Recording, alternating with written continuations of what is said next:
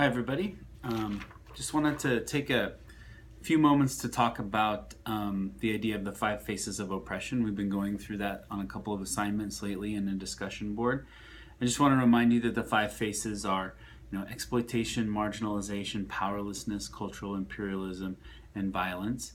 And this is a really useful theoretical tool to use as you continue to go into your civic engagement project and as you go into the Global Solutions essay, which are the two major assignments due the next couple of weeks.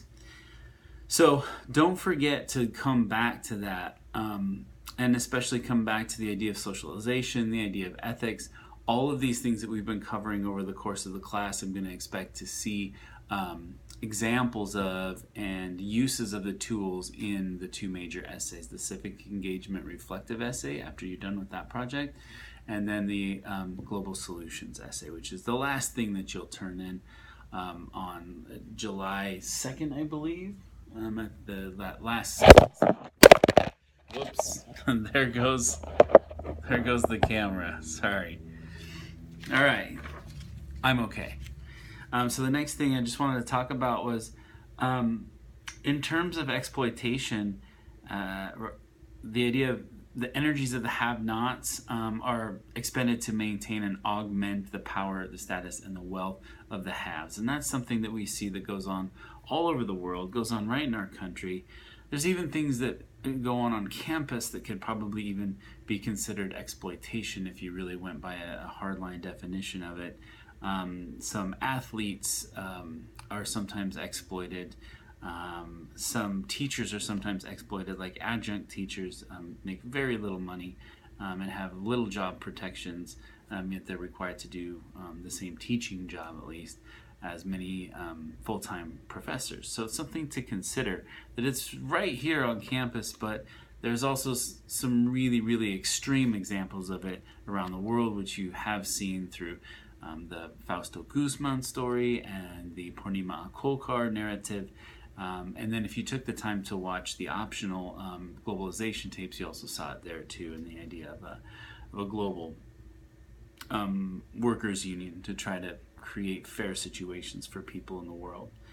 So continue to try to apply the idea of social identities in terms of race, class, and ability, sexual orientation, and all of those things to ideas about marginalization in particular. It's a system, we have systems that exclude certain types of people from being able to function and be agents for themselves within the system. So how do we make more opportunities available for certain types of people who may be marginalized, like people with disabilities, or people who are elderly or very young, things like that. So another thing that I wanted to talk about too was this idea of powerlessness. It has a lot to do with class. So if you're talking about class systems and you wanted to read more about classism in our textbook, right? This book right here, there's a whole section about classism. It would be could be interesting to look at classism through the idea of powerlessness.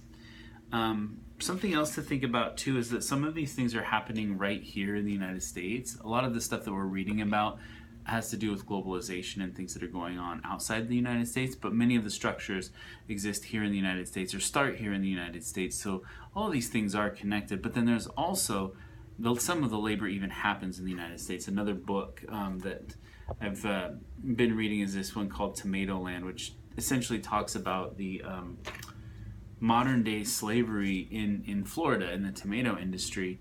And so I wanted to ask the question, when you're talking about how much you can help or how much you can do or who's profiting on whom, it's like, what is the basic level of human rights that somebody should be afforded for the work that they do and the protections that they should get in order to live a human life as opposed to a subhuman life or to be dehumanized.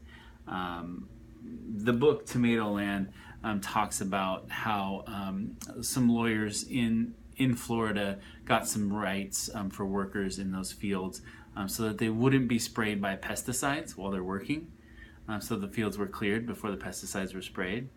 They then got some little huts for people to rest in occasionally, because it's very hot and humid down there.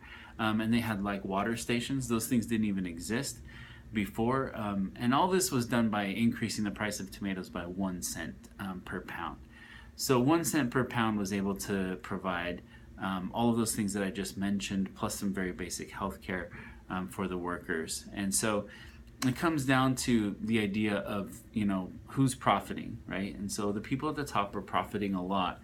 Could it be enforced somehow that they might be able to profit just a little bit less, so that other people's human rights are protected, right? We're not talking about some sort of, not everybody has to have a job that pays $80 an hour and you're able to buy a boat and all that stuff, right? But what's this, a basic human level of living? That's the thing that I think we need to look at.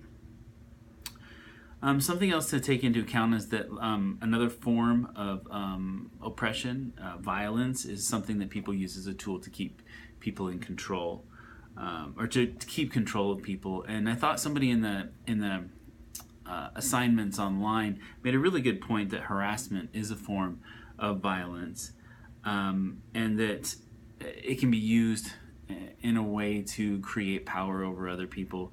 And it brought me to this idea of a book, another book that I read, called Whistling Vivaldi.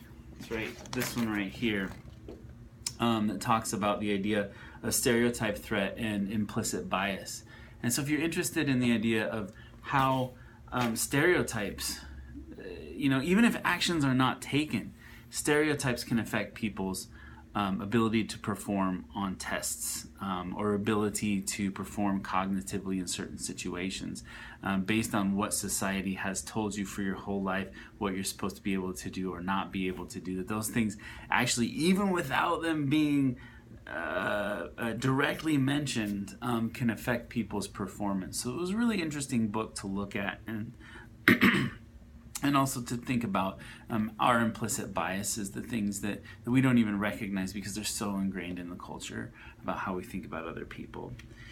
So continue to use the theory, continue to blend and apply the concepts of identity and socialization, social identities, social locations, the ideas from the ethics readings, and now especially the ideas from the 5 Faces of Oppression. Try to start making that part of the conversations that are happening on the discussion boards and part of all of your pieces of work that you turn in.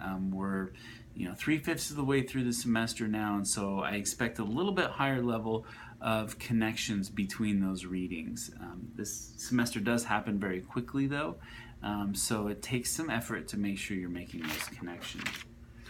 A pattern that I thought was interesting in one of the discussions where I asked you, what is your responsibility for things like the Purnima Akolkar case or the Fausto Guzman case? And a lot of people said things like, this is really bad, it shouldn't be happening, these are human rights violations, I was totally shocked, I feel bad for these people, but I don't see it as something that affects me. I don't see it as my problem. I don't see it as my responsibility. I don't see what I could do to help. I wish I could do something to help, but I can't. Right? So I saw that pattern over and over, that you felt this empathy or you felt that something was wrong, but you felt that there was nothing that could be done about it. So I want to really focus on that point, especially since this last part of the class is about what can we do, right? And so I'm going to be hoping to offer some things that you may be able to do, that you may be able to look at. So there was a particularly interesting quote, but I can't find it right now, from one of the students. Here it is. And it was like, okay, maybe someday I can help if I can do it when I'm set in my own wealth and I'm set in my own life. And it's always interesting to me to think about, okay, what is that baseline? What do you need in your life in order to finally make a decision to help someone? What level of stability do you need? And I'd like to challenge everybody in the class to start thinking about what that is. It's something I think about all the time, and it's probably a lot less than what I have that I could potentially share with other people. And so another thing I wanted to ask was, why isn't more of our education based on the idea of trying to help make lives better for people around the world, as opposed to just making lives better for ourselves, right? It's that constant battle in the United States of thinking about ourselves as a community while also having really large value placed on individualism. So think about that contrast. That's all I have to say about that at the moment. And so keep thinking about where those levels are. Basic human rights, what people should be afforded, what's a basic level of pay, what does a person deserve as a human being within a labor market in terms of pay and protection. That's all I have to say at this point, and I'll talk to you later.